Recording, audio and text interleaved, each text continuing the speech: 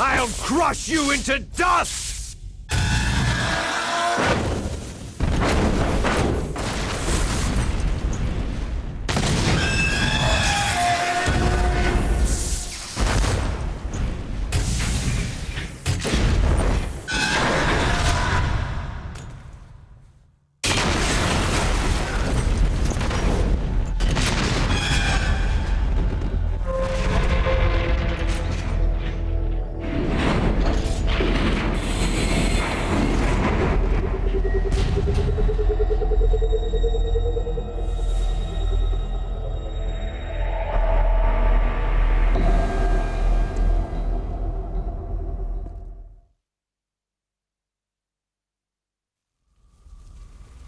Sleeping late as usual, eh, Snake? Liquid, you're still alive. I won't die, as long as you still live. Too bad. It looks like your revolution was a failure. Just because you've destroyed Metal Gear doesn't mean I'm done fighting. Fighting? What are you really after? The restoration of the era when warriors such as us lived as we should. That was Big Boss's fantasy. It was his dying wish. When he was young during the Cold War, the world needed men like us. We were valued then. We were desired. But things are different now. With all the liars and hypocrites running the world, war isn't what it used to be. We're losing our place in a world that no longer needs us. A world that now spurns our very existence. You should know that as well as I do. After I launch this weapon and get our $1 billion, we'll be able to bring chaos and honor back to this world gone soft. Conflict shall breed conflict, new hatreds will arise, and our own biosphere shall steadily expand. But as long as there are people, there will always be war. But the problem is balance. Father knew what type of a balance was best. Is that the only reason? Isn't that reason enough for warriors such as us? I don't want that kind of world. Ha! You lie! So why are you here then? Why do you continue to follow your orders while your superiors betray you? Why did you come here? Well, I'll tell you then. You enjoy all the killing, that's why. What? Are you denying it? Haven't you already killed most of my comrades? That was... I watched your face as you delivered the coup de grace. Oh, it reflected such vitality. You're wrong.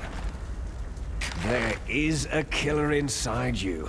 You don't have to deny it. We were created to be that way.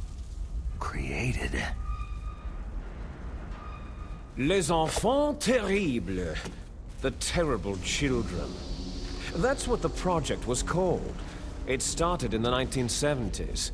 Their plan was to artificially create the most powerful soldier possible. The person that they chose as the model was a man known then as the greatest living soldier in the world. Big Boss. But Father was wounded in combat and already in a coma when they brought him in. So they created us from his cells, with a combination of 20th century analog cloning and the super baby method. Super baby method? They fertilized an egg with one of Father's cells, and then let it divide into 8 clone babies. Then they transferred the clones to someone's uterus, and later intentionally aborted 6 of the fetuses to encourage strong fetal growth. You and I were originally octuplets. Octuplets? Yes. The other 6 of our brothers were sacrificed to make us. We were accomplices in murder before the day we were even born. So, it was you and I, 2 fertilized eggs with exactly the same DNA. But they weren't finished yet. They used me as a guinea pig to create a phenotype in which all of the dominant genes were expressed to create you. I got all the recessive genes. You took everything from me before I was even born. But you and I aren't his only children. What? The genome soldiers. They too are his progeny, carrying on his genetic legacy. But unlike us, they carry it digitally. With the completion of the Human Genome Project in the last century, the mysteries of humanity were laid bare. Thanks to Father's DNA, they were able to identify more than 60 soldier genes responsible for everything from strategic thinking to the proverbial killer instinct.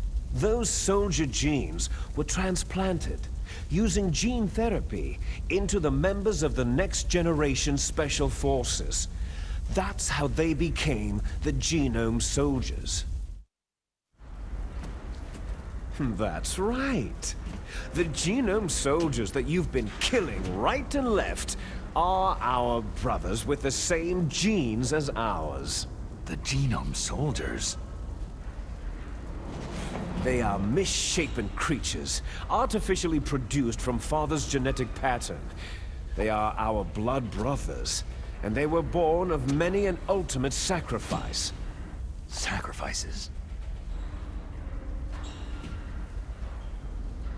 Human experiments. Huh? 1991, the Gulf War. The military secretly injected soldiers with the soldier genes. The Gulf War syndrome that hundreds of thousands of returning soldiers complained about was a side effect of it. Ha! Everyone knows that the Gulf War syndrome was caused by exposure to pesticides and radiation from depleted uranium rounds. That was just a cover story issued by the Pentagon. First, they tried to say it was post-traumatic stress disorder, then chemical or biological weapons.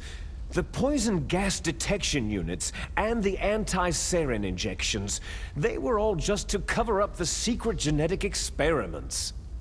So then, the so-called Gulf War babies that have been reported by Gulf War veterans are... Yes, they too are our brothers and sisters. So the genome soldiers mean that the experiments were a success? Success? Don't be a fool. They're a complete failure. We're on the verge of extinction. What? Have you ever heard of the asymmetry theory? Nature tends to favor asymmetry. Those species which have gone extinct all show signs of symmetry. The genome soldiers suffer from the same problem, signs of symmetry. So do I, as do you. That's right. We are all on the verge of death at the genetic level. We don't know when or what type of disease will occur. That's why we need the old man's genetic information. You want Big Boss's DNA so you can save your family? It's very touching. In nature, family members don't mate with each other, and yet they help each other to survive. Do you know why? Because it increases the chances that shared genes will be transmitted to future generations. Altruism among blood relatives is a response to natural selection. That we will help our blood relatives is inscribed in our very genes. You're telling me that your genes are ordering you to save the genome soldiers? You can't fight your genes. It's fate.